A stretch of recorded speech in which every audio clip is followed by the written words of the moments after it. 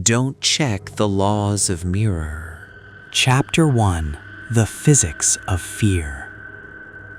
The desert doesn't just get dark, it ceases to exist. At 1:47 a.m., the world outside my windshield was a void so absolute it felt like the car was stationary, merely vibrating in a black box while the odometer clicked away the miles. The only reality was the dashboard, the glowing amber tiles, the hum of the AC, and the steady, rhythmic thump of tires on asphalt. I gripped the steering wheel, my knuckles white under the passing street lamps that appeared every 10 miles or so, fleeting islands of illumination in a sea of nothingness. I was making good time. The speedometer read 110 kilometers per hour. A solid, rational number. I am a man of mechanics, of cause and effect. I believe in torque, in combustion, in the friction of rubber against road. I find comfort in the fact that a machine does exactly what it is told, and that nothing biological can sustain a sprint against a V6 engine on an open highway. That belief was my religion. And tonight, on this desolate stretch of Route 666 cutting through the Navajo Nation, my religion was about to die. It started with the sound. I had the radio on low, a classic rock station fading in and out as I moved between transmission towers. I was humming along to a distorted guitar riff when the signal dropped. It didn't fade into the usual white noise of static. It was sudden, like a wire had been cut. Then a sound bubbled up from the speakers. It wasn't electronic. It was wet. A guttural, clicking rasp that sounded like dry throat tissues rubbing together. "Can you hear me?" The voice was a whisper, but it didn't sound like it was coming from the broadcast. It sounded like it was coming from the back seat. My stomach dropped, a cold stone of instinct hitting the bottom of my gut. I slapped the power button, killing the audio. Silence rushed back in, heavy and oppressive. Just the wind rushing over the chassis and the hum of the engine. "Jesus," I muttered, my voice sounding too loud in the confined space. I adjusted my grip on the wheel, my eyes darting to the rearview mirror. It's a reflex. You hear a noise, you check your 6. At first, the rectangular glass showed only the receding darkness. The red glow of my taillights painted the road behind me in blood-colored streaks, fading into the pitch black. There were no other cars, no headlights. I was the only living thing in a 100-mile radius. I exhaled, forcing my shoulders to drop. Just interference. Just the mind playing tricks in the sensory deprivation tank of a night drive. I looked back at the road ahead, focusing on the yellow lines. Check again. The thought wasn't mine. It was an intrusion, a primal urge scratching at the back of my lizard brain. I glanced up. My breath hitched. At the very edge of the red taillight glow, in the periphery of the mirror, something broke the pattern of the shadows. It was a shape, low to the ground, pale. I squinted. The car was vibrating slightly, making the image in the mirror tremble. The shape was moving parallel to the vehicle, staying just inside the fringe of the light. Impossible, I thought. It's a trick of the light. A coyote running along the shoulder. But the physics were wrong. I glanced at the speedometer. 112 kilometers per hour. No coyote runs at 70 miles per hour. No wolf maintains that pace. I watched, mesmerized by the impossibility of it. The thing moved closer, pushing from the darkness into the crimson wash of the taillights. It wasn't a coyote. It was running on all fours, but the limbs were grotesque, too long, too articulate. They looked like human arms and legs that had been broken and reset backwards. It moved in a sickening rolling gait, a chaotic tumble of limbs that somehow generated terrifying speed. It didn't gallop. It flowed over the rough desert terrain, ignoring the sagebrush and rocks, floating over the imperfections of the earth. My heart began to hammer against my ribs, a frantic drumbeat that drowned out the engine. Don't look at it. Just drive. I pressed my foot down. The engine roared in protest, the needle climbing. 115, 120 kilometers per hour. I kept my eyes glued to the windshield, praying for the lights of a town, a truck, anything, but the high beams only revealed more empty asphalt. I couldn't help it. The bowl was magnetic. I looked at the mirror again. It was closer. It had matched my acceleration effortlessly. It was now right off my rear bumper, slightly to the left, in the passing lane. And then, it stood up. It didn't slow down. It transitioned from a four-legged loping run to a bipedal sprint with a fluidity that made me gag. It was tall, impossibly thin, its skin a pale, bruised gray that looked like it had been stretched too tight over a frame of jagged antlers. It was running alongside my car, at 120 kilometers per hour. Its head snapped toward me. Through the glass of the rear window and the reflection of the mirror, our eyes met. They weren't animal eyes. They didn't reflect the red of my taillights. They burned with their own internal luminescence, two sickly, jaundice yellow orbs floating in deep, hollow sockets. There was no pupil, just rot and light. Terror, cold and absolute, washed over me. This wasn't biology. This was a violation of natural law. The radio unit, which I had definitely turned off, flared to life. The display remained dark, but the speakers crackled with that same wet, layered static.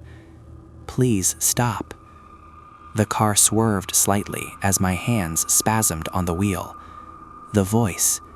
It wasn't the whisper anymore. It was distinct, high-pitched, panicked. My car broke down. Please, I need help. Tears pricked my eyes, hot and sudden. It was Sarah, my sister. Sarah, who lived in Phoenix, 300 miles away. Sarah, who was safe in her bed. You don't see me? Her voice cracked through the speakers, distorted by a frequency that shouldn't exist. I'm right here. Stop the car. I looked at the mirror. The thing was right at my rear driver's side window now.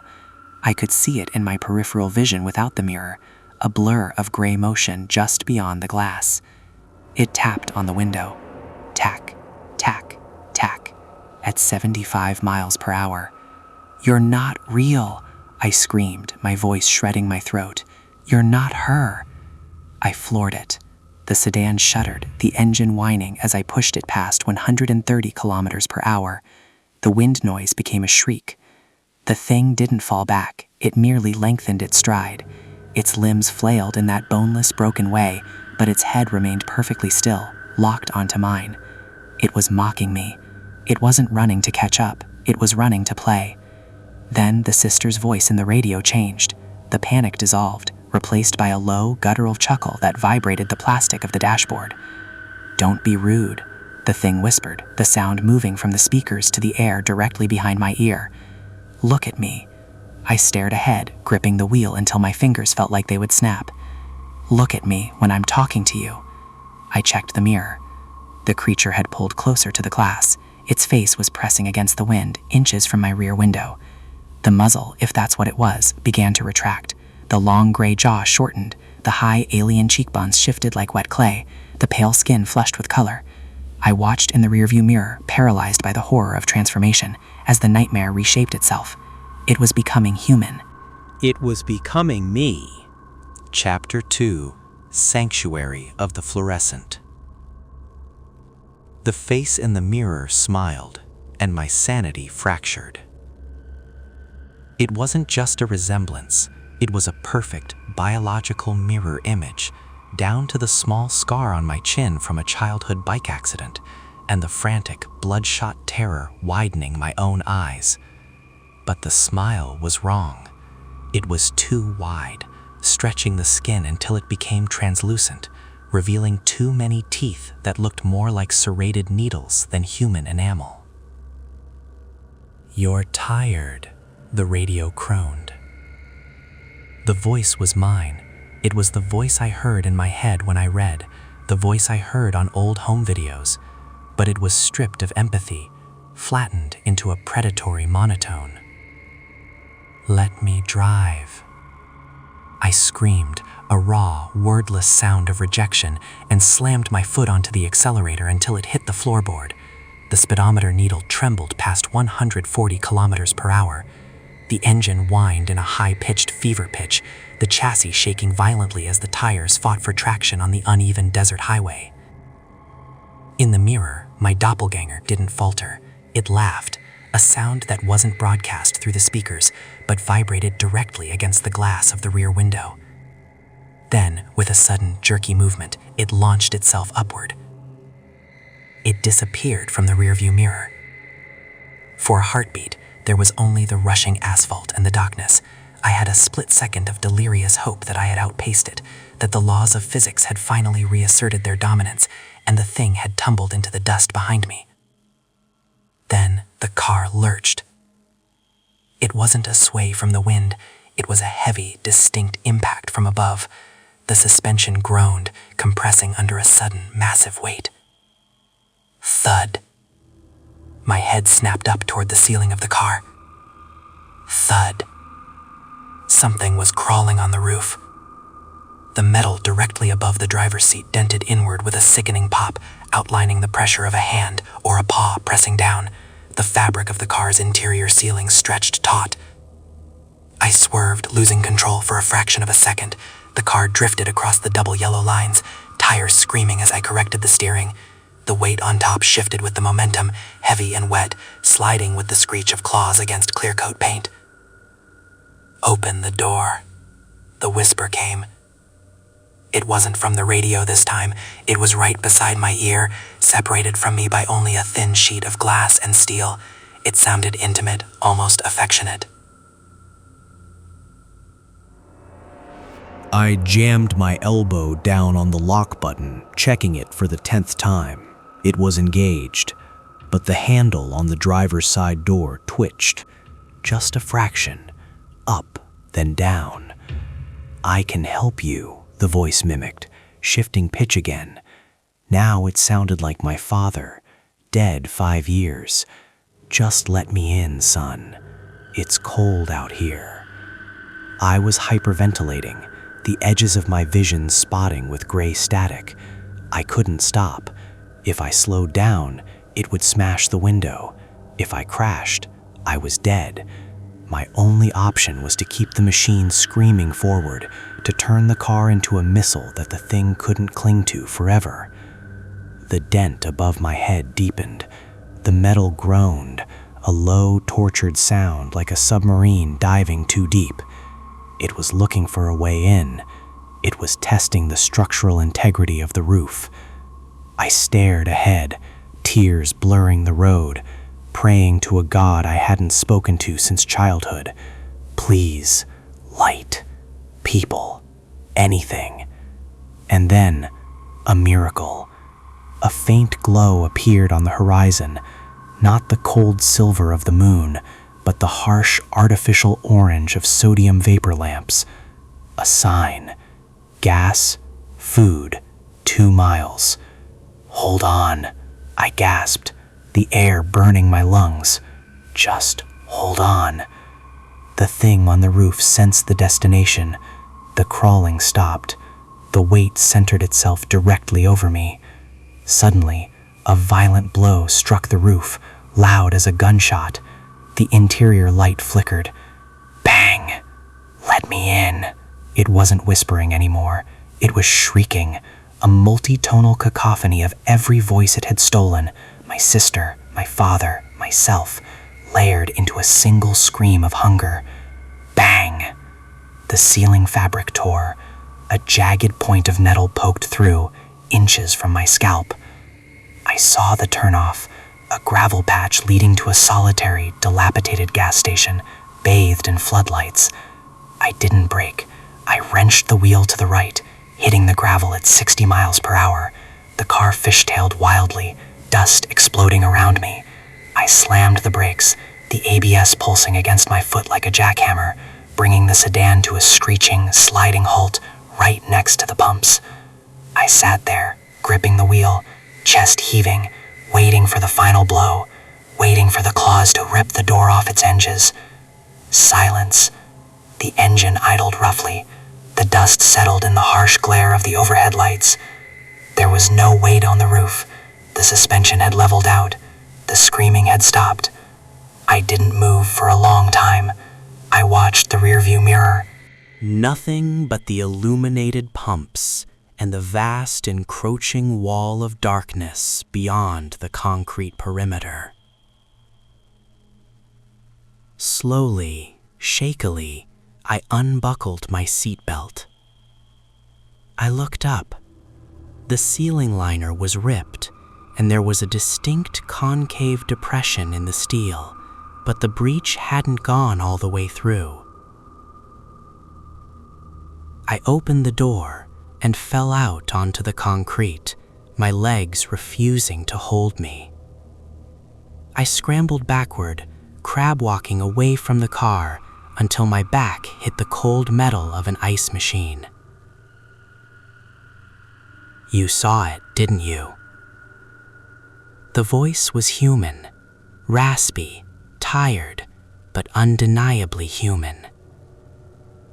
I jerked my head around. An old man was sitting on a plastic chair near the station's entrance. He wore a grease-stained mechanic's jumpsuit and a faded trucker hat. He wasn't looking at me, he was looking at my car. I couldn't answer. My throat was fused shut with terror.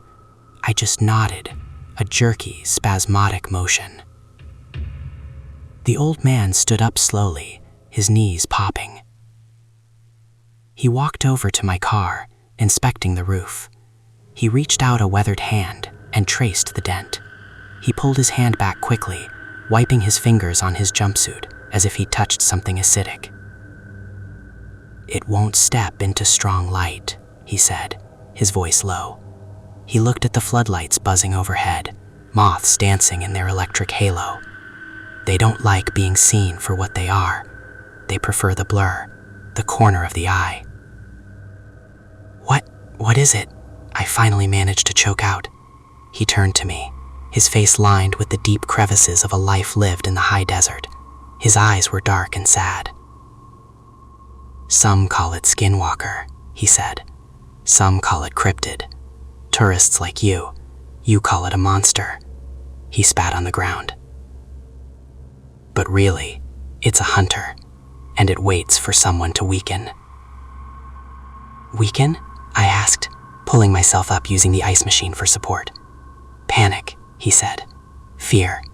Exhaustion. That's the scent they track. It tasted your fear tonight, son. It knows the flavor of it now." He pointed a calloused finger toward the darkness beyond the lights. "You think you lost it because you stopped here? Because of the lights?" I looked out into the void. The desert was silent, but it felt heavy, watched. "It's not gone," the old man said, walking back to his chair and sitting down with a heavy sigh. "It's just patient. It knows where you're going." "I'm going home," I said, the words sounding fragile. "Then it's going there too," he replied. "It's tethered to you now. You invited it."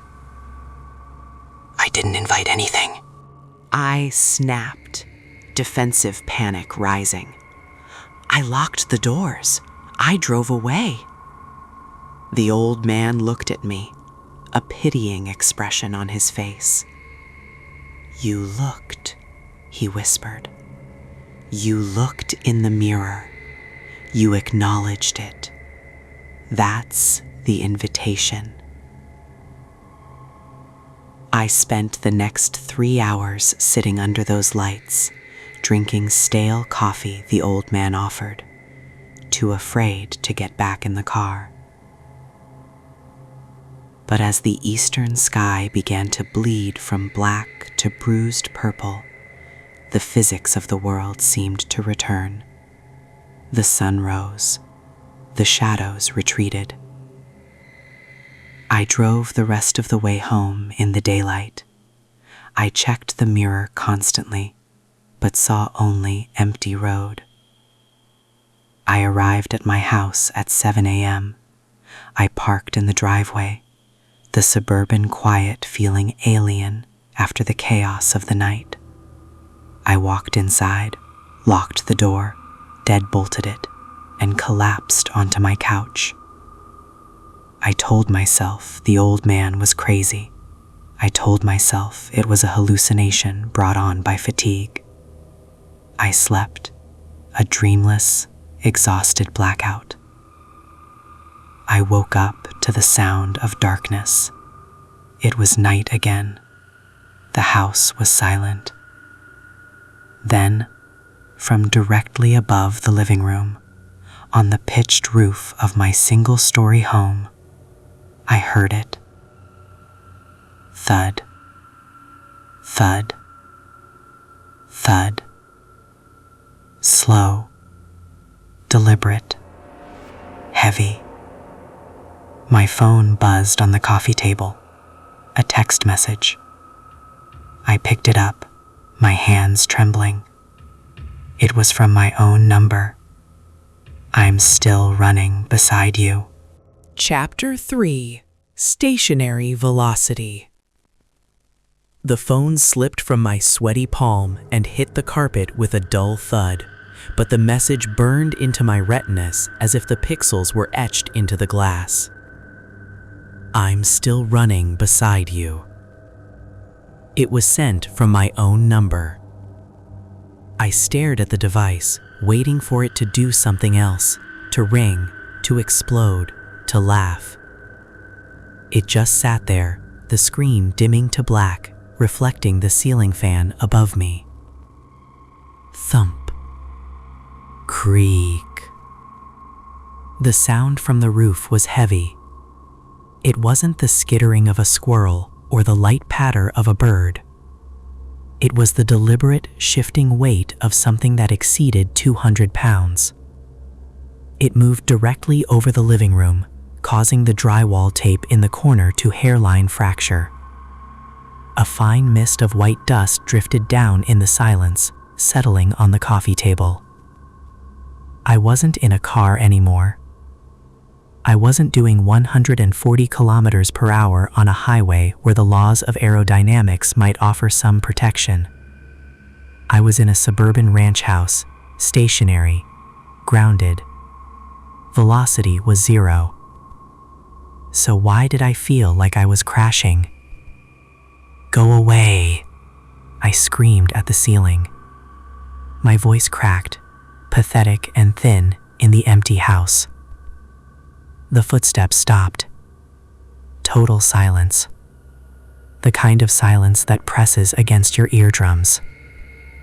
I scrambled off the couch, my rational mind trying to hotwire itself back into existence. Weapons. I need a weapon. I ran to the kitchen, my socks sliding on the hardwood, and grabbed the largest chef's knife from the block. The handle felt cold, foreign. What was I going to do? Stab a nightmare? I stood in the center of the kitchen, breathing hard. My house, usually a sanctuary of open concept design and natural light, had transformed into a glass cage. The large sliding door leading to the backyard. The bay window over the sink. At night, with the interior lights blazing. They were no longer windows. They were black mirrors. I couldn't see out. I could only see the reflection of my own terrified face and the brightly lit kitchen behind me. Anything could be standing right on the other side of that glass, inches away, watching me, and I wouldn't know until it broke through. Don't check the mirror. The old man's warning looped in my head. You invited it. I needed to cover them. I needed to blind the house. I rushed to the sliding door, grabbing the vertical blinds. They were cheap plastic, clattering loudly as I yanked them shut. I moved to the sink, reaching for the small curtain. As I reached out, In the black reflection of the window, just above the faucet, I saw the kitchen behind me. I saw the refrigerator. I saw the hallway leading to the bedrooms. And I saw the door to the garage. In the reflection, the door was open. I spun around, knife raised. The garage door was closed, locked. The deadbolt was engaged, just as I had left it. I turned back to the window slowly, my heart hammering a frantic rhythm against my ribs. I looked at the reflection again. In the glass, the door was still open, and standing in the threshold of the dark garage, inside the reflection, was a figure. It was wearing my clothes, a gray t-shirt, jeans, one sock missing. It was me, but the me in the window wasn't holding a knife. It was holding a set of car keys, and it was smiling, that same wide, needle-toothed smile I had seen on the highway. The reflection raised a hand and waved. I squeezed my eyes shut and ripped the curtain across the window, plunging the view into fabric darkness. "It's not real, it's not real, it's not real," I chanted, backing away until my spine hit the refrigerator. Ding dong. The doorbell chimed, a cheerful two-tone melody that echoed through the house. I flinched so hard I nearly dropped the knife. Ding dong. "Who is it?" I yelled, my voice trembling. "Police," a deep, authoritative voice boomed from the front porch. "We received a noise complaint from a neighbor. Everything all right in there, sir?" Relief washed over me so intensely my knees buckled. A neighbor? They must have heard me screaming. Thank God. Real people, guns, lights. I ran to the front door, unlocking the deadbolt with fumbling fingers. I reached for the handle. Wait. The old man. In Navajo legends, skinwalkers can mimic voices. They call you by name. They lure you with familiarity. I froze, my hand hovering over the brass knob. "Sir," the voice asked, "please open the door." I leaned in, placing my eye against the peephole. The fisheye lens distorted the world outside, bending the porch into a circular tunnel. The porch light was on. There was no police officer, no car in the driveway, no flashing lights. The porch was empty. "Open the door," the voice said again, but it didn't come from outside.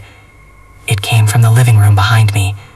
I spun around, slashing the knife through the empty air.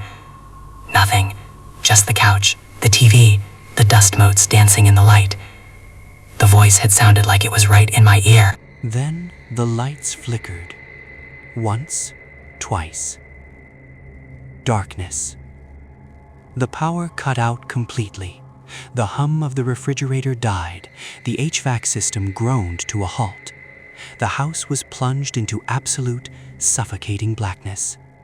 "No, no, no," I whimpered, backing up until I felt the wall. My eyes strained to adjust. The only light came from the moon filtering through the cracks in the blinds I had just closed. Slices of silver light cut across the floor like prison bars. Scritch. Scritch. Scritch. The sound came from the front door. Not a knock. A scratch. Long, slow drags of something sharp against the wood. Then a new sound. From the hallway. Tap. Tap. Tap. And from the kitchen. Thud. Thud. It was everywhere. It was surrounding the house. Or there was more than one. My pocket buzzed. The phone. I pulled it out, the screen blindingly bright in the dark room. Incoming call. Home. It was calling me from the landline. The landline that was in the kitchen. I stared at the green button. I knew I shouldn't answer. I knew it was a trap. But the silence of the house was filling up with scratching and tapping, and the ringing was the only human sound left. I slid my thumb across the screen. I put the phone to my ear. "Hello?" I whispered. Static. Wet. Rolling static. Like meat. Dragging across gravel. "You're fast," the voice on the line said. It wasn't my voice this time. It wasn't the police or my sister. It was a low, grinding rasp that sounded like tectonic plates shifting. "What do you want?" I cried. "I want to finish the race." A loud crash came from the back of the house, the sound of glass shattering. The bedroom window. The wind howled into the house, carrying the scent of dry sage and rotting musk. "I'm inside," the voice on the phone whispered. I dropped the phone. I didn't think. I didn't plan. Instinct took over. The same instinct that told me to slam the accelerator on the highway. I ran. Not toward the bedroom. Not toward the kitchen. I ran to the only door that still had a lock between me and the thing. The garage. I burst through the door, slammed it shut, and threw the deadbolt. I stood in the dark garage, the smell of gasoline and cold concrete filling my nose. My car sat there. The engine was cold. Thump. Something hit the door I had just locked. Heavy. Hard. The wood splintered slightly around the frame. Thump. "Let me in," my own voice called from the kitchen, muffled by the door. I forgot my keys. I scrambled to the driver's side of my car. I fumbled for the fob in my pocket. My hands were shaking so bad I dropped them. They clattered on the concrete floor. Crack. The door to the house gave way. Wood shattered. I didn't look back. I dove for the keys, grabbed them, and threw myself into the driver's seat. I hit the lock button. Thud. Something landed on the hood of the car. I looked up through the windshield. In the darkness of the garage, illuminated only by the dashboard lights flickering to life, I saw it. It was crouched on the hood, looking in at me. It wasn't mimicking anyone now. It was pale, hairless, and wrong. Its limbs were bunched up like a spider's, and its eyes were glowing yellow. I jammed the key into the ignition. The engine roared to life. I didn't wait for the garage door to open. I threw the car into reverse. "Get off!" I screamed. I slammed the gas.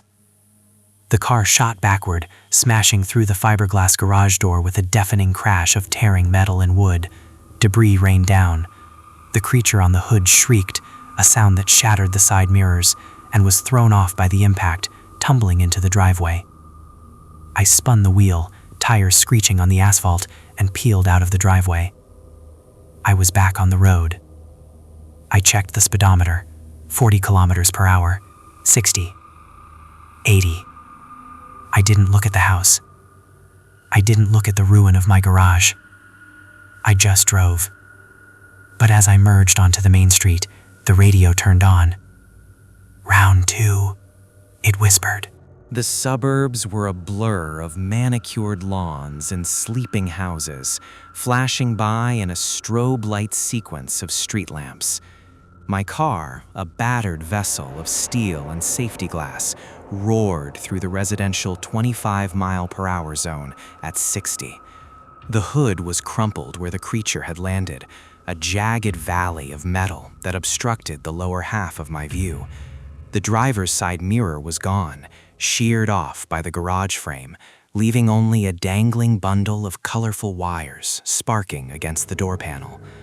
I was blind on my left. "Round 2, the radio whispered again, the voice oozing from the speakers like thick oil. I mashed the power button. It didn't turn off. I punched the dashboard, my fist connecting with the plastic display screen. It flickered, turning a bruised purple, but the audio remained. It shifted from a whisper to a low, rhythmic thrumming, the sound of a heartbeat amplified 1,000 times. Thump, thump, thump, thump. It was syncing with my own pulse. "Police station," I gasped, my hands slick on the wheel. Just get to the station. Rationality was a drowning man, and I was clinging to the wreckage. The police station was 5 miles away. Bright lights, armed officers, steel cells.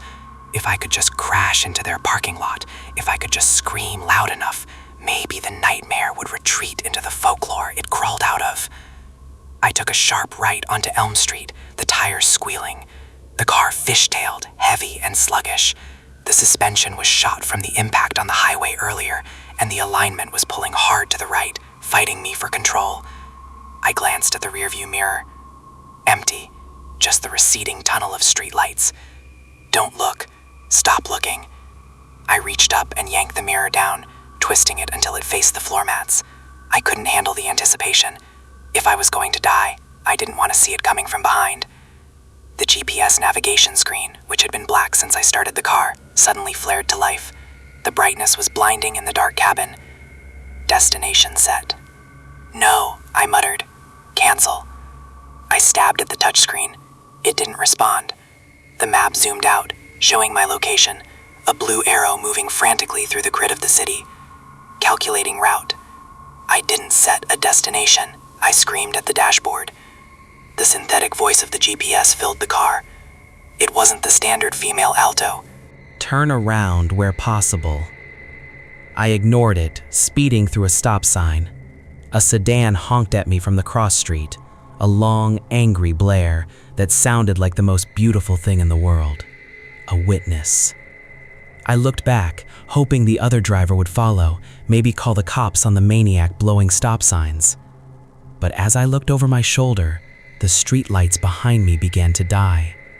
It wasn't a random power outage. It was a wave, a rolling tide of darkness extinguishing the sodium vapor bulbs one by one, moving faster than my car. The darkness was chasing me. "Recalculating," the GPS said, the voice dripping with mock patience. "Make a U-turn." "Shut up." I floored it, the speedometer climbing to 80 miles per hour. The residential blur gave way to the commercial strip, fast food joints, closed banks, car dealerships. The wave of darkness accelerated. I saw it in the side periphery. The lights of the Taco Bell sign flickered and died as I passed. The street lamps overhead popped with audible electric cracks. The world was being erased behind me, forcing me forward into the only illuminated path left. And that path wasn't leading to the police station. I tried to turn left onto Washington Avenue towards safety. The steering wheel locked. It didn't just stiffen, it froze solid. The power steering pump whined in agony. I hauled on the wheel with both hands, muscles straining, but the car refused to turn left. It plowed straight ahead toward the on-ramp for the interstate. "Continue straight for 100 miles, the GPS commanded. "You're controlling the car?" I whispered, the realization hitting me colder than the desert air. "How are you doing this?" The radio static cleared. "I am the current. I am the spark. I am the space between the wires." The car surged forward, the engine revving without my foot on the pedal. The cruise control light blinked on. Set 120 kh. I slammed the brakes. The pedal went to the floor, limp and useless. No, no, no. I grabbed the emergency brake handle and ripped it upward. The car shuddered, the rear tires locking for a microsecond before the cable snapped with a loud twang. The car didn't slow. It accelerated up the ramp, merging onto the pitch-black highway. I was back in the void. The city lights faded instantly behind me, swallowed by the supernatural blackout. The headlights cut a lonely. I was a prisoner in a runaway missile. I looked at the rearview mirror, still twisted down toward the floor. Look at me. The thought wasn't mine. It was a needle inserted into the frontal lobe of my brain. Look at what you're running from. I fought it. I kept my eyes on the road, but the car was driving itself now. My hands were useless on the wheel. I had nothing to do but look. Slowly, trembling, I reached up. I adjusted the mirror. At first, I saw only the back seat. Empty. The leather upholstery torn where I had thrown my gym bag days ago. Then I looked through the rear window. There were no headlights behind me, but there was light. About 50 yards back, keeping perfect pace with the car, was a cloud of yellow dust, and inside the dust, illuminated by the sickly glow of its own eyes, was the creature. It wasn't running anymore.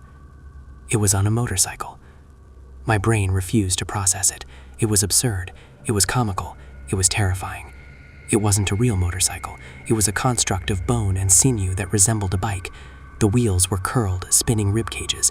The chassis was a spinal column, elongated and fused, and the creature was hunched over the handlebars, which were antlers. Its pale skin melded into the biological machine. It was mocking my technology. It was showing me that my God, the internal combustion engine, was just another toy it could replicate and corrupt. It revved the engine. The sound wasn't mechanical. It was a roar of 1,000 dying coyotes. "Nice car," the radio said. "Does it go faster?" The creature leaned forward, and the bone cycle surged. It closed the gap in seconds. I watched in the mirror as it pulled up right behind my bumper. The spinning bone wheels kicked up sparks of yellow fire against the asphalt. It bumped the car. The impact jolted my neck. Bump. It was playing bumper cars at 80 miles per hour. "I'm going to pass you," the voice giggled. The creature swung into the left lane. I turned my head to look out the driver's side window, where the mirror used to be. It pulled alongside me. The wind whipped its pale, hairless flesh. It turned its head. The face was mine again, but older, rotting. The eyes were missing, replaced by burning sockets. It reached out a hand that stretched across the gap between the lanes, fingers elongating like taffy. It tapped on my window. Tack, tack, tack. The glass spider whipped. "Let me in," it mouthed. The car swerved violently to the right, controlled by the invisible hand in the machine. We were heading off-road, into the deep desert, into the hunting grounds. Chapter 5: The Dead Zone. The transition from asphalt to earth was violent. There was no deceleration, no gradual drift onto a gravel shoulder. 1 second, the tires were humming on the smooth, civilized surface of the interstate. The next, the sedan launched off the embankment into the raw, unmapped dark of the desert floor. I screamed, bracing my arms against the dashboard as the suspension bottomed out with a bone-jarring crunch. The airbag should have deployed. The axle should have snapped. The car should have rolled into a tangled heap of steel and glass. But it didn't. The laws of physics, my old gods, had abandoned me completely. The car landed flat, bouncing wildly over sagebrush and rocks, maintaining a terrifying speed of 60 miles per hour over terrain that would have crippled a tank. The steering wheel spun frantically in front of me, possessed by a phantom grip, correcting slides and dodging boulders with inhuman precision. I was a passenger in my own coffin. Dust billowed up around the vehicle in a choking, opaque cloud, illuminated by the high beams which cut through the gloom like frantic lightsabers. We were heading deep into the reservation, away from the grid, away from the cell towers, into the ancient silence where the skinwalker ruled. Enjoying the scenic route? The radio buzzed. The voice was no longer mimicking my sister or the old man. It was a chaotic frequency, a montage of every voice I had ever heard, spliced together into a mocking sentence. I clawed at the door handle. Locked. I slammed my shoulder against the glass. It didn't break. It didn't even vibrate. The car felt solid, fused, as if the metal had calcified into something harder than steel. I looked at the side window, the one that had been smashed moments ago by the creature's tapping finger. It was whole. The glass was seamless. No cracks. No hole. "What are you doing to me?" I sobbed, the terror finally giving way to a wet, pathetic hopelessness. "I'm taking you to the quiet place," the radio whispered. The car swerved hard to the left, drifting through a dry riverbed. The sound of rocks pummeling the undercarriage was deafening, a constant roar of destruction that vibrated through the floor mats and up into my legs. I squeezed my eyes shut, refusing to look at the rearview mirror. I knew the rule now: don't check the mirror. The mirror was the aperture. The mirror was the invitation. But the car forced me. The interior dome light flickered on. "Open your eyes," the voice commanded. I shook my head, pressing my forehead against the cool plastic of the dashboard. "Open them!" The volume exploded, shaking the frame of the car. I gasped and looked up. The car was slowing down. The violent bouncing ceased, replaced by a smooth gliding sensation, as if we were floating over the sand. We were entering a box canyon. High walls of red sandstone rose up on either side, visible only where the headlights grazed them.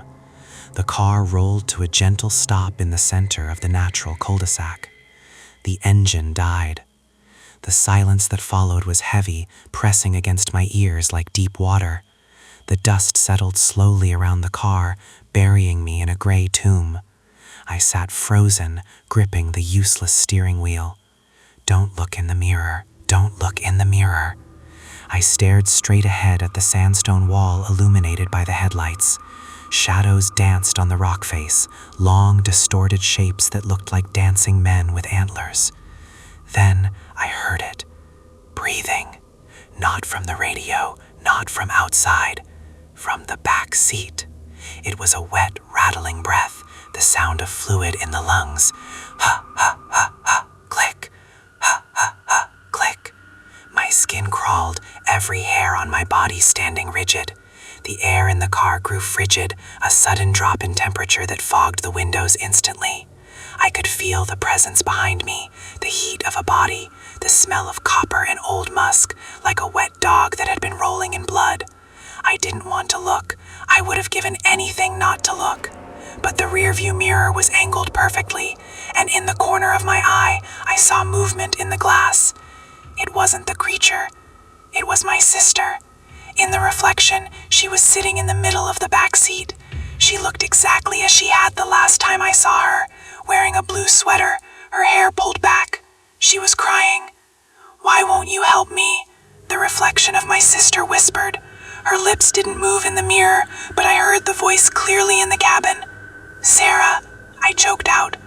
"Turn around," she wept. "Please, just look at me." I turned my head. The back seat was empty, just the dark leather seats, my gym bag, an empty water bottle. I whipped my head back to the mirror. She was still there, in the glass, but she wasn't crying anymore. She was smiling, and then her face began to slide. The skin sloughed off like wet paper, revealing the gray, elongated skull beneath. The blue sweater dissolved into fur and shadow. The eyes melted into pools of yellow luminescence. The thing in the mirror leaned forward, pressing its muzzle against the glass from the inside of the reflection. "You can't trust your eyes," the creature hissed. Suddenly, the reflection of the creature raised a hand, a long, multi-jointed claw, and pointed at the windshield. "Look out front." I tore my eyes away from the mirror and looked through the windshield. The headlights were still on, illuminating the canyon wall. But now, standing in the beam of light, 20 feet in front of the car, was a man. It was me. The doppelganger was standing there, arms crossed, leaning casually against the sandstone wall. He was wearing my clothes, he had my face, he had my posture. He was holding a large rock. The me outside the car smiled, raised the rock high above his head, and began to walk toward the vehicle. I scrabbled for the ignition. I twisted the key. Click, click, click. Dead. I tried the door handle again. Locked. The doppelganger was 10 feet away. His expression was blank, terrifyingly neutral. "Let him in," the voice in the mirror whispered. "He's just trying to help you wake up." 5 feet. I pounded on the horn. Silence. The doppelganger reached the front of the car. He stepped onto the bumper. The car dipped under his weight. He climbed onto the hood, blocking the view of the canyon.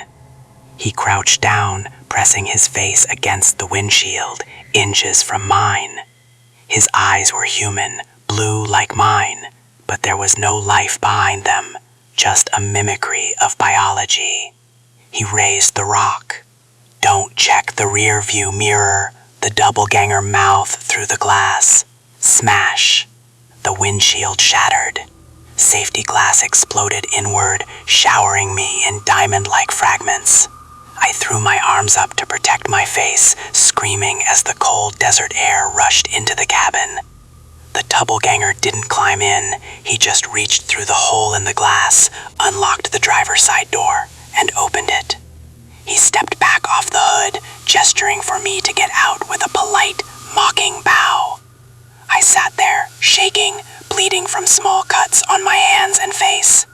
The radio crackled one last time. "The car is a cage. The desert is free. Run." I looked at the open door. Beyond it, the darkness of the canyon waited. I looked at the mirror. It was black now, dead. I had no choice. I unbuckled my seatbelt and stepped out into the sand. Chapter 6: The Boneyard of Rust and Ribs. I stepped out of the car and into the silence. The desert night was freezing, a sharp, crystalline cold that bit through my thin t-shirt instantly. But the cold was secondary to the presence standing 5 feet away from me.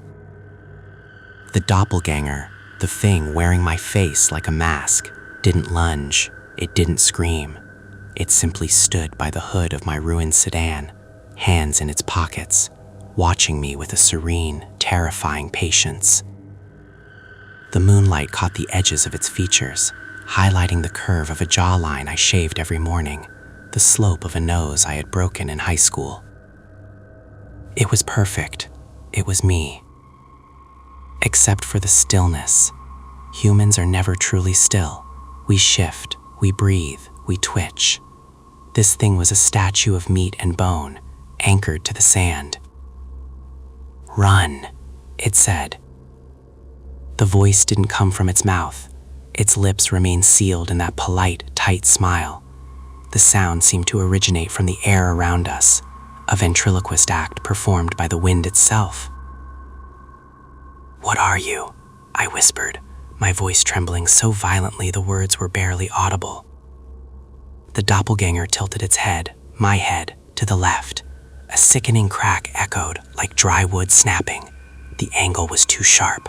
The neck bent past the point of anatomical limit, the ear nearly touching the shoulder. "I am the hunger," the wind answered, "and you are the meal that runs." It took a step forward. Panic, primal and electric, hijacked my nervous system. I didn't think, I didn't strategize. I turned and ran. The sand was deep and soft, sucking at my sneakers with every stride, turning a sprint into a sluggish, nightmare slog.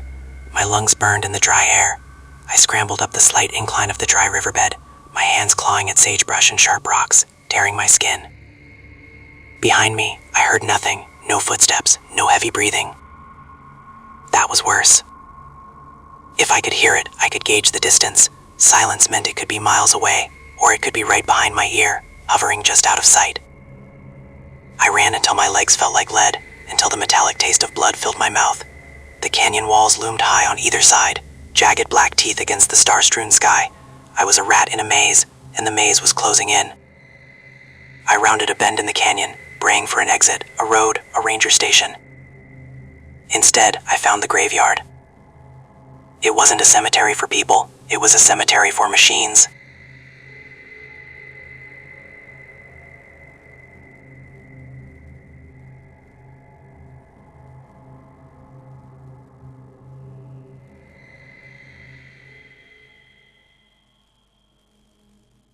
Dozens of cars were scattered across the canyon floor, half buried in the shifting sands. They were rusted husks, stripped of paint by decades of windstorms. I saw the tail fin of a 50s Chevy, the boxy frame of an 80s station wagon, the crumpled remains of a modern SUV. They were arranged in a rough circle, like standing stones in a druidic ritual. I slowed to a walk, my breath hitching in my throat. This wasn't just a crash site. This was a collection, a trophy room. I approached the nearest vehicle, a rusted pickup truck from the 70s. The driver's side door was missing. I peered inside. The upholstery was shredded, the dashboard was smashed, and sitting in the driver's seat, bleached white by the sun and time, was a rib cage. Human. I stumbled back, gagging. I looked at the station wagon next to it. Another skeleton, this one slumped over the center console, its hand still gripping the gear shift.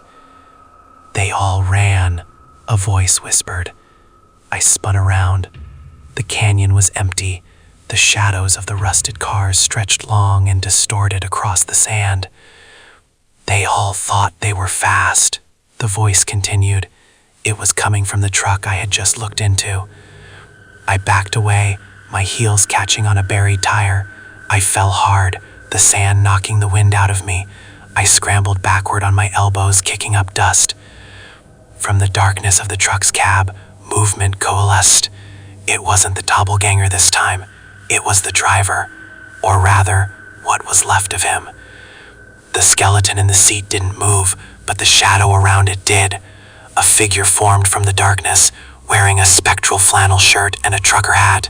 It looked solid, real, until the moonlight passed through it. "Don't let it catch you," the figure rasped. Its jaw was missing. The voice was a wet gurgle. I scrambled to my feet, hyperventilating. "Who are you?" "I'm the one who checked the mirror," the figure said. Then the figure dissolved into a swarm of moths. Hundreds of them, gray and dusty, exploded from the truck cab, fluttering into the night air. I turned to run again, but a sound stopped me. Click, click, click. It was the sound of a car trying to start with a dead battery. It was coming from every car in the graveyard. Dozens of dead engines, stripped of batteries and spark plugs, began to click in unison, a mechanical chorus of failure. Click, click, click, click. The sound grew louder. And then the headlights turned on. Every single car, some with smashed bulbs, some with no bulbs at all, erupted with light. But it wasn't the warm yellow of halogen or the cool blue of LED. It was the sickly, jaundiced yellow of the skinwalker's eyes. The canyon was bathed in the horrific glow. The shadows of the cars vanished, replaced by an oppressive, glaring brightness that revealed every rock, every bone, every grain of sand. and standing in the center of the circle of cars, bathed in the spotlight of 50 dead machines, was the creature. It had shed my form.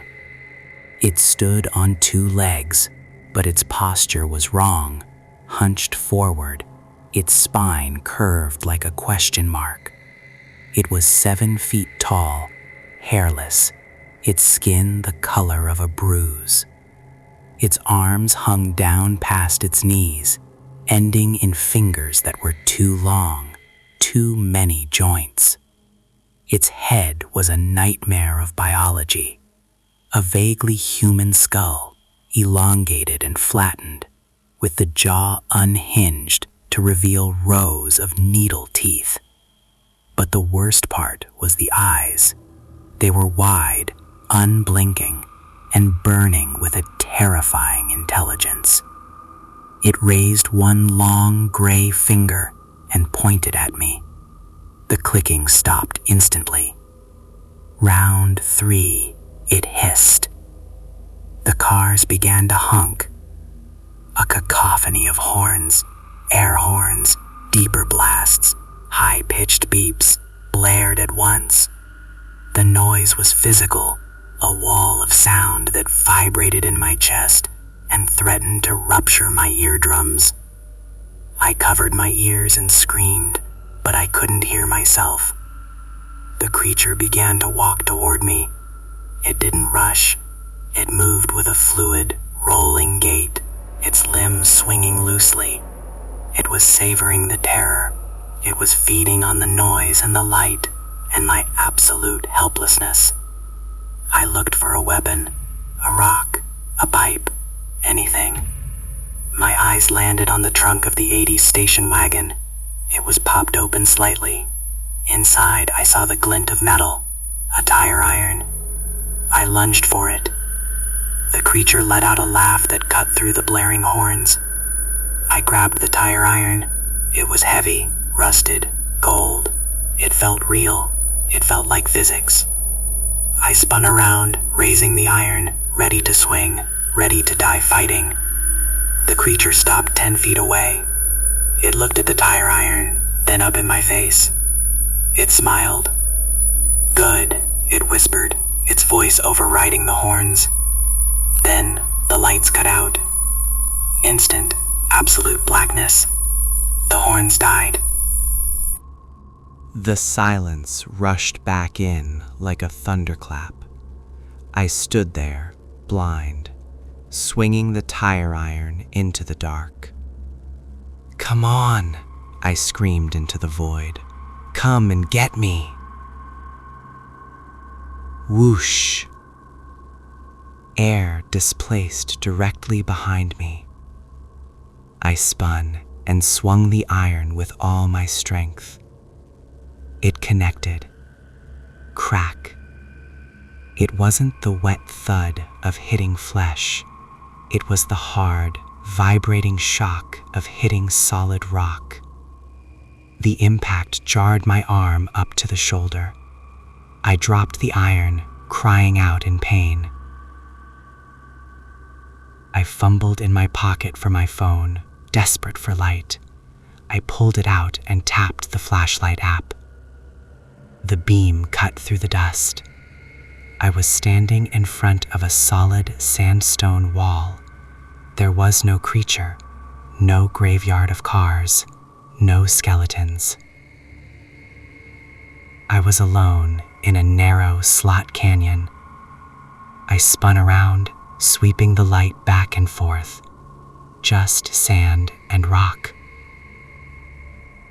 Had I imagined it? The graveyard, the lights. Then I looked down at my feet. Lying in the sand, illuminated by the harsh white LED of my phone, was a single object. A rearview mirror. It was torn from a car, the wires dangling like severed nerves.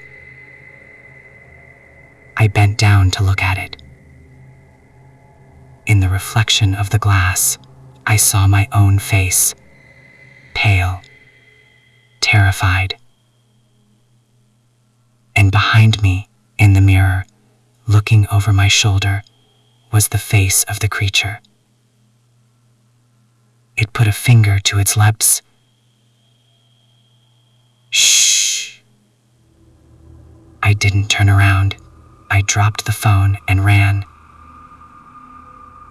I ran blindly into the dark, hands outstretched, feeling the canyon walls close in tighter and tighter, guiding me deeper into the earth. I wasn't running away. I realized that now. I was being herded into the slaughterhouse. Chapter 7: The Acoustic Throat. The Slot Canyon was a geological throat, and I was sliding deeper into its gullet.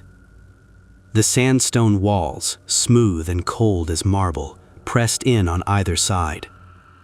The gap was barely shoulder width now. I had to turn sideways, shuffling through the darkness, the rough fabric of my jeans scraping against the rock with a sound that seemed deafening in the absolute silence. Above me, a sliver of stars mocked my claustrophobia. Down here, the air was stagnant, smelling of ancient dust and something sweeter, like transmission fluid mixed with rot. I had dropped my phone. I had no light. I was navigating by touch, my fingers tracing the undulating stone, waiting for the texture to change to fur or flesh.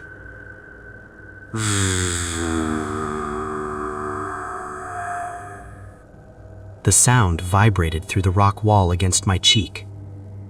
I froze. It was the sound of an engine idling, but it wasn't mechanical. It was wet. It was a guttural, throaty vibration that mimicked the rhythm of pistons firing, but with the distinct squelching timbre of biological tissue.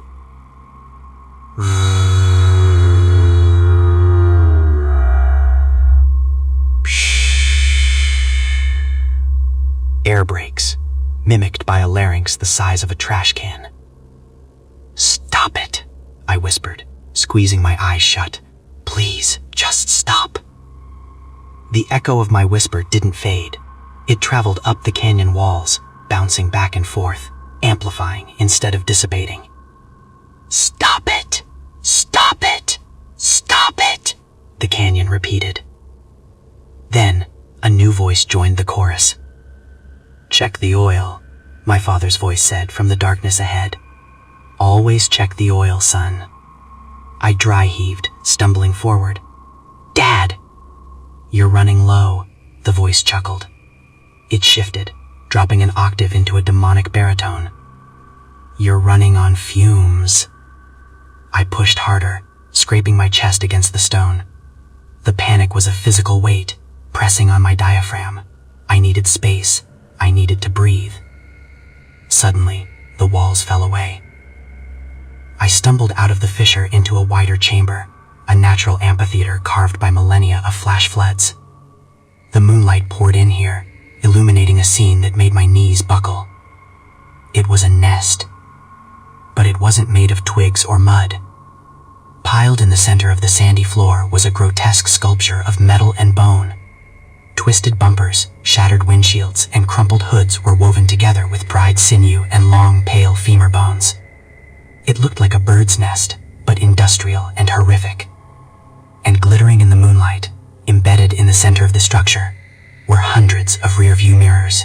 They were angled in every direction, a kaleidoscope of glass eyes staring back at me. I took a step back, my breath hitching. In the mirrors, I saw myself, 100 tiny, terrified versions of me, fractured and distorted. "Welcome to the showroom," a voice whispered from the top of the pile. I looked up. Perched on the summit of the scrap metal altar was the creature.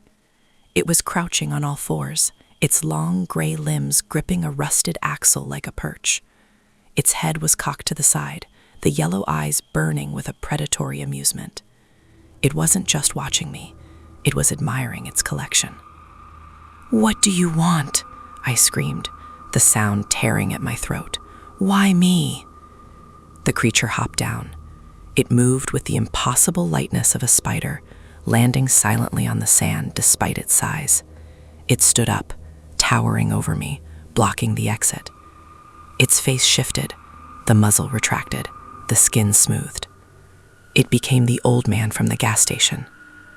"I told you," the creature said, using the old man's weary, raspy voice. "It waits for someone to weaken." It took a step closer. "And you," it continued, its face shifting again, morphing into my sister, "are so very weak." It reached out a hand. The fingers were human, manicured, wearing my sister's wedding ring, but the arm was too long, gray and hairless, stretching across the 10 feet between us. "Give me the keys," it said. I stared at it, confused. "What?" "The keys," the creature hissed, its voice fracturing into static. "To the car. I want to finish the drive." I don't have them," I stammered. "I left them in the ignan." The creature's face contorted. The sister's features melted away, replaced by a mask of pure rage. The yellow eyes flared. "Liar!" The scream was a sonic boom. It slammed into me, knocking me backward into the sand. The mirrors on the nest shattered in unison. Crash! The sound of breaking glass echoed endlessly in the chamber. The creature lunged. I scrambled backward, crab-walking through the sand, kicking blindly. My foot connected with something hard.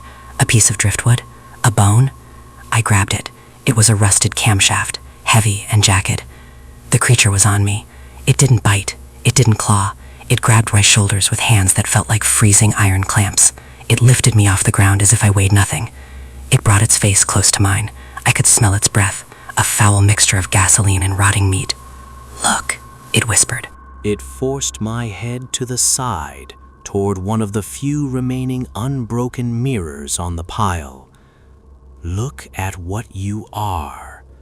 I stared into the glass. I expected to see my own terrified face, but I didn't. In the mirror, I saw the creature, and looking out of the creature's eyes was me. My mind reeled. The reflection showed the monster holding a human, but I was the human, or was I? The physics of identity were dissolving just like the physics of motion. "No," I whimpered, "that's not right."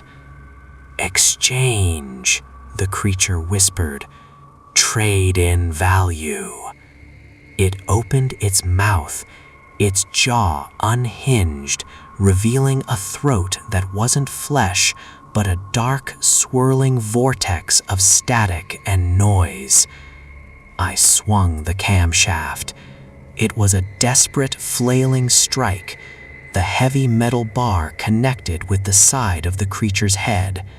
Thwack! It wasn't a killing blow, but the sound was sickening. The creature shrieked, a sound like metal shearing, and dropped me. I hit the sand hard, rolling away. The creature staggered back, clutching its head. The illusion flickered. For a second, it looked like a glitching video file, its form jumping between wolf, human, and shadow. I didn't wait to see it stabilize.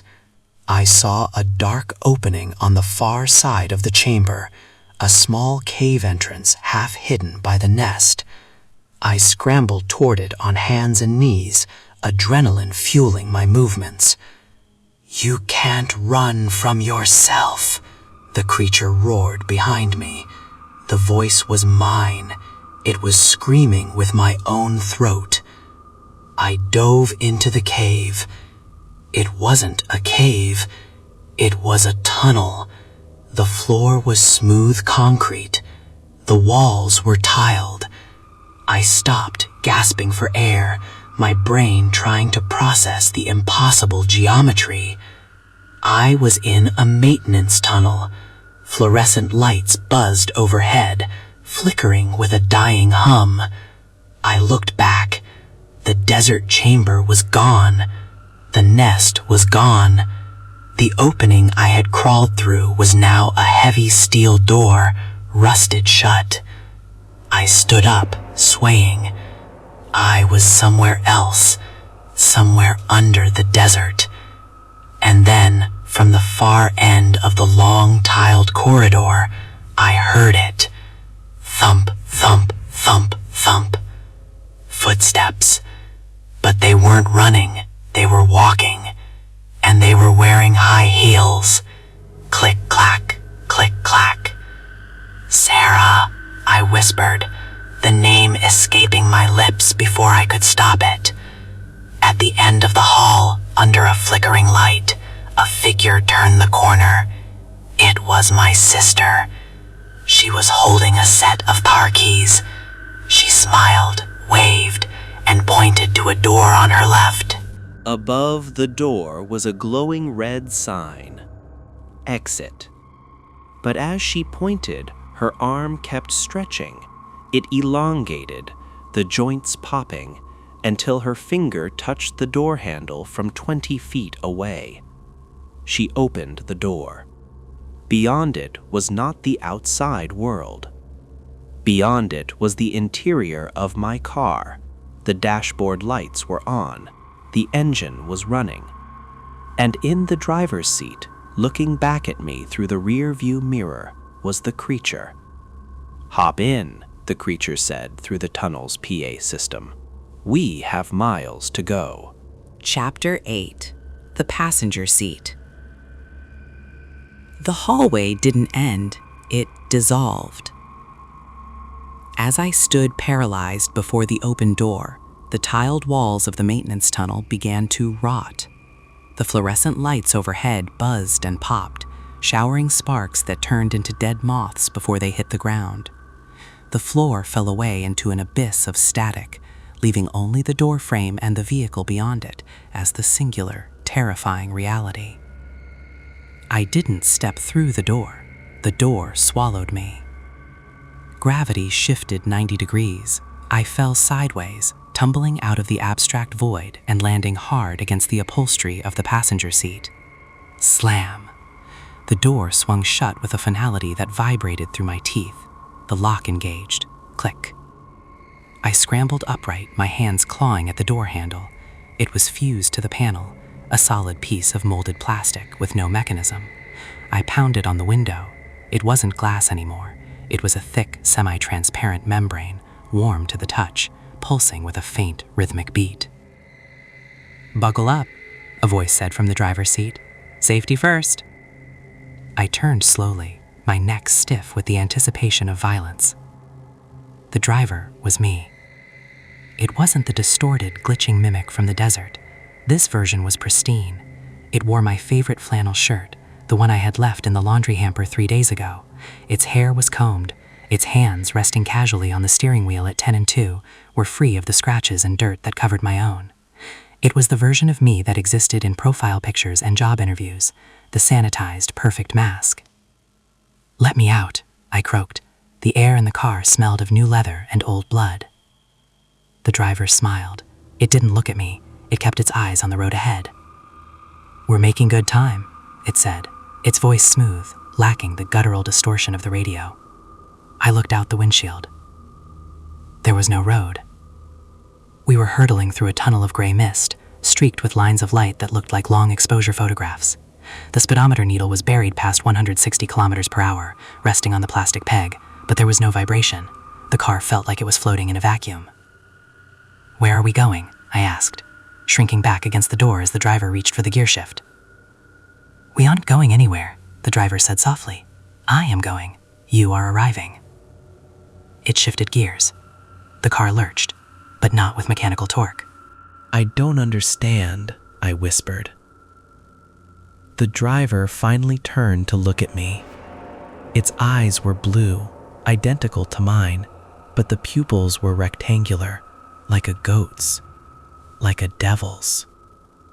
"Physics," it said, mocking my own internal monologue. "Energy cannot be created or destroyed. It can only change forms. You are energy, Isaac, and I am the change." It reached up and adjusted the rear view mirror. Look. I shook my head. No. Look at the trade-in value. My head moved against my will. My neck muscles spasmed, forcing my chin up, forcing my eyes to the glass rectangle. The mirror didn't show the back seat. It didn't show the mist behind us. It showed a hospital room. I saw a body lying in a bed, hooked up to machines that beeped in a slow, dying rhythm. The body was emaciated, pale, its skin stretched tight over bone. It was me. But it was an ancient, withered version of me, drained of all vitality. Standing over the bed was the old man from the gas station. He was holding a clipboard, shaking his head. "Transmissions shot," the old man in the mirror said. "Engine block is cracked. Total loss." The image flickered. Now the mirror showed my sister's house. She was sitting at her kitchen table, crying, holding a phone to her ear. "He's gone," she sobbed into the receiver. "They found his car in the canyon. Just the car. It was empty." "Stop it," I screamed, tearing my eyes away from the mirror. "That hasn't happened yet." "Time is just distance," the driver said calmly, "and we are traveling very, very fast." Suddenly, the seatbelt tightened. It wasn't a gradual retraction. The nylon strap constricted across my chest like a python, pinning me to the seat. I gasped, struggling for air. The fabric felt hot, wet. I looked down. The seatbelt wasn't nylon. It was a long, gray tongue. I screamed, thrashing against the restraint, but the muscle held firm. The car began to accelerate. The gray mist outside darkened to a bruised purple. "You believe in machines," the driver mused, tapping the steering wheel. "You believe in the vessel. But you never understood that the vessel needs a pilot. And you've been asleep at the wheel for a long time." "I'm awake," I yelled. "I'm right here." "Are you?" The driver reached out and poked my shoulder. His finger went through me. I stared in horror. My shoulder didn't hurt. It didn't bleed. The driver's finger passed through my flannel shirt and my flesh as if I were made of smoke. I looked at my hands. They were translucent. I could see the dashboard through my palms. "Fading signal," the driver whispered. "Static." No. I tried to grab the dashboard, but my hands slipped through the plastic. I was a ghost in my own car. "I'm taking the wheel now, Isaac," the driver said, "permanently." The radio flared to life. "Can you hear me?" it whispered. But the voice didn't come from the speakers. It came from my own mouth. I clamped my hands over my lips, or tried to, but the sound vibrated in my throat, unauthorized, alien. "Can you hear me?" I said again, my voice sounding distant, like it was coming from the bottom of a well. The driver laughed. It was a warm, rich sound, a human sound, the sound I used to make before fear hollowed me out. "You're almost out of range," the driver said. "Check the mirror one last time. Say goodbye." "I won't," I choked out, fighting the fading sensation in my limbs. "I am real. I am matter." "Matter is just slow light," the driver countered. He slammed on the brakes. The car didn't stop. The universe stopped around it. The mist vanished. The sensation of speed evaporated. We were parked. I looked out the window. We were in my driveway. It was morning. The sun was shining on the green lawn. The sprinklers were hissing, chick, chick, chick. A neighbor was walking a dog. It was the real world, the solid world. "We're home," the driver said. He unbuckled his seatbelt. He opened the door. The chime, ding, ding, ding, sounded cheerful. "Wait," I tried to say, but no sound came out. I was a mute frequency. The driver stepped out of the car. He stretched, cracking his back. He took a deep breath of the morning air. He looked solid, real, alive. He leaned back in and looked at me. I was still strapped into the passenger seat, but I could feel myself dissipating. I was becoming part of the upholstery, part of the air conditioning, part of the silence. "Don't worry," the driver said, smiling my smile. "I'll take good care of it." He slammed the door. I was trapped inside. He walked toward my front door, whistling a tune. He fished my keys out of his pocket, my keys, and unlocked the house. I screamed, hammering my ghostly fists against the window. The neighbor walking the dog didn't look up. The driver didn't turn around. He stepped inside and closed the door. I was alone in the car. But I wasn't alone. From the back seat, a sound emerged. Scritch, scritch. I couldn't turn my head. I didn't have a neck anymore. I was just a point of view fixed in the passenger seat. But I could see the rearview mirror. And in the mirror, rising from the shadows of the back seat, was something that looked like me, but it was ruined, flayed. Its eyes were hollow sockets. It leaned forward, its rotting face pressing between the front seats. "Now," the thing in the back whispered, "it's our turn to drive." The car started, but the driver was in the house. The steering wheel turned on its own. The gear shift slid into reverse. The car backed out of the driveway, away from the sunlight, away from the house where the monster was making coffee. We were going back to the desert. Chapter 9: The Spare Parts. The transition from the manicured safety of suburbia to the nightmare was not gradual. It was a violent, tearing edit in the film of reality. As the car reversed out of my driveway, the sun didn't set. It simply ceased to function. The blue sky peeled away like blistered paint, revealing the raw, throbbing muscle of the midnight desert underneath. The neighbor walking his dog froze, stuttered like a scratched DVD, and then dissolved into a cloud of gray moths that scattered into the sudden wind. My house, my sanctuary, where the imposter was currently pouring a cup of coffee with my hands, vanished into the gloom. The car spun around, tires screeching on asphalt that shouldn't exist, and surged forward. I was trapped in the passenger seat, a phantom limb in a machine that no longer needed me. My translucent hands passed through the dashboard every time I tried to brace myself.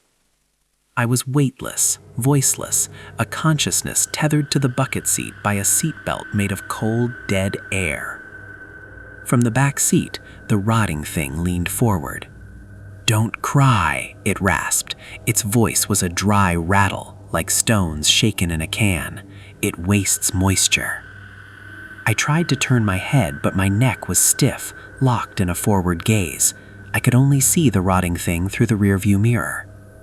In the glass, it looked like a burn victim. Its skin was charred and flaking, revealing wet, red muscle beneath.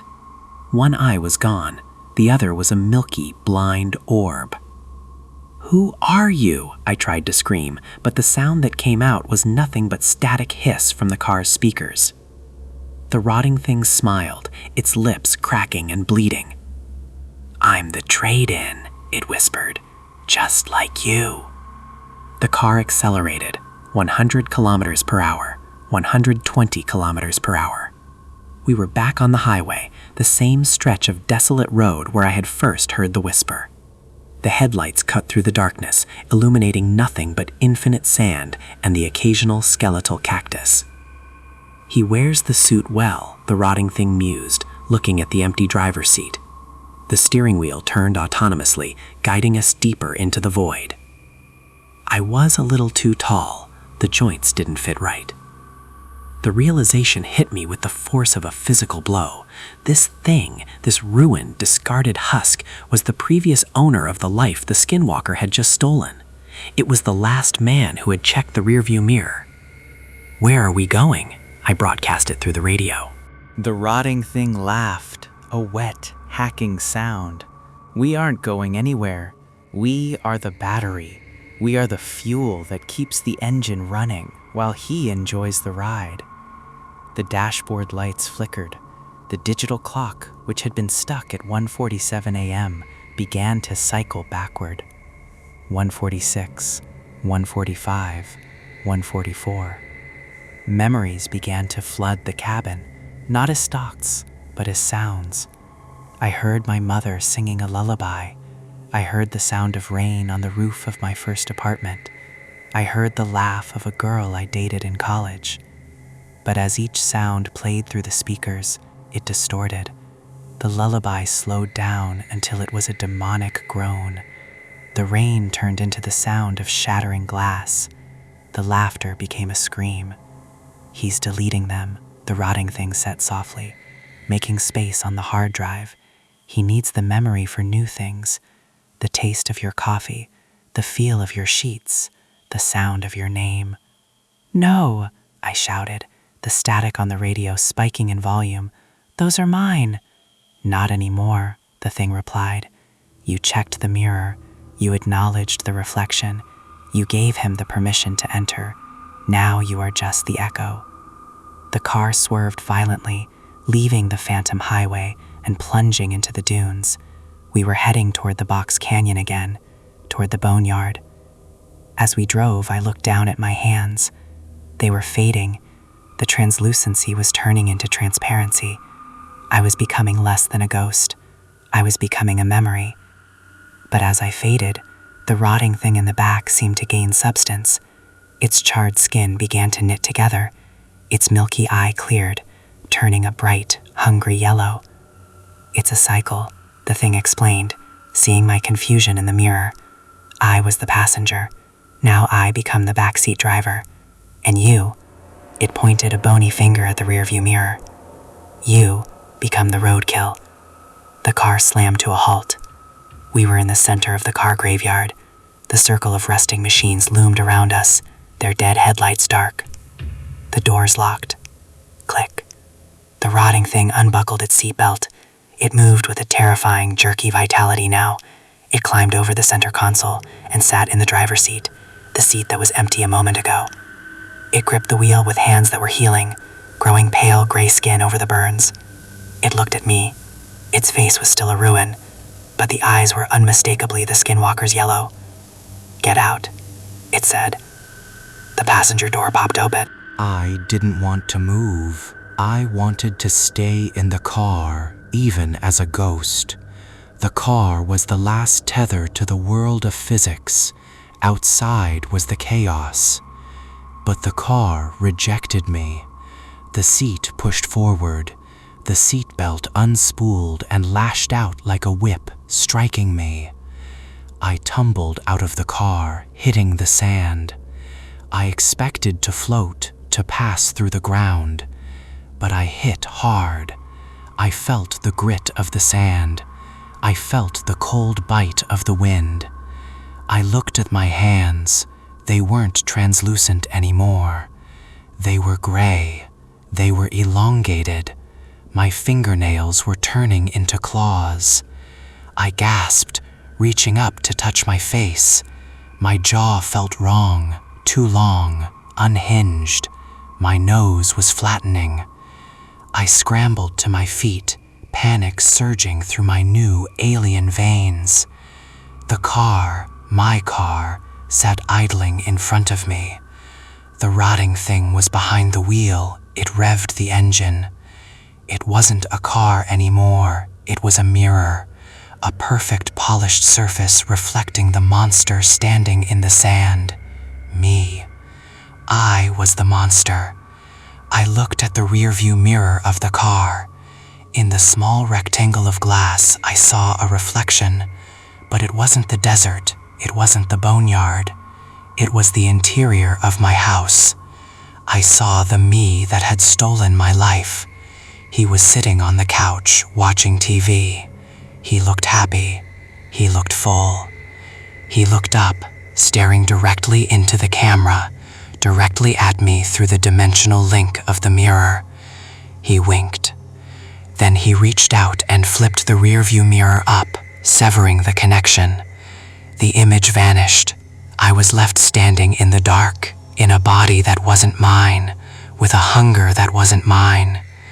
The rotting thing in the driver's seat rolled down the window. "Run," it whispered. "It's the only thing left to do." The car began to dissolve. The steel turned to smoke, the tires to dust. The vehicle that had been my cage evaporated, leaving me alone in the circle of dead machines. But I wasn't alone. From the shadows of the rusted trucks and sedans, figures emerged. They were all misshapen. Some walked on all fours, some dragged broken limbs. They were the previous owners, the lost drivers, the fleet of the damned. They formed a circle around me. Their eyes glowed yellow. One of them, a creature wearing the tattered remains of a trucker's vest, stepped forward. "New model," it hissed. I backed away, my claws digging into the sand. I tried to speak, to beg for mercy, to tell them I was human. But when I opened my mouth, the only sound that came out was a distorted, Can you hear me? The circle of monsters threw back their heads and howled. It wasn't a wolf's howl. It was the sound of screeching tires and bending metal. And then, far off in the distance, across the vast expanse of the desert night, I saw a pair of headlights. A car was coming, a new car, a new driver, someone doing 110 kilometers per hour on a lonely stretch of highway, thinking they were safe in their bubble of physics. My hunger spiked. It was a sharp, burning pain in my gut that overrode every memory, every human emotion I had left. I needed to run. I needed to chase. I dropped to all fours. My joints cracked and realigned. I looked at the approaching headlights. I wasn't the victim anymore. I was the thing in the rear view mirror.